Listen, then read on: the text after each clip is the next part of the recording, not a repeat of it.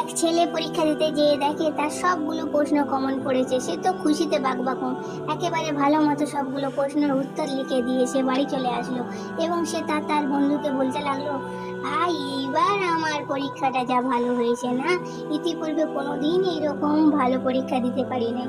কিছুদিন পর যখন পরীক্ষার ফলাফল বেরোলো তখন দেখা গেল সেই ছেলেটি ফেল করেছে।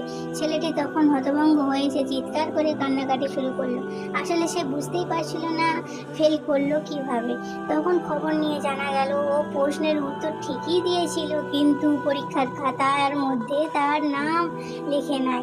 এই নাম না লেখার কারণে ছেলেটি ফেল করেছে। ঠিক একইভাবে যারা আল্লাহ ও তার রসুলের মোহাম্মদ সাল্লাল্লাহু আলাইহি ওয়াসাল্লামের উপর ঈমান আনে নাই, তারা যতই ভালো কাজ করুক না কেন, তাদের প্রশ্ন যতই কমন পড়ুক না কেন, ঈমানদারের খাতায় নাম না লেখার কারণে দেখা যাবে হাসরের ময়দানে তারা ফেল করেছে।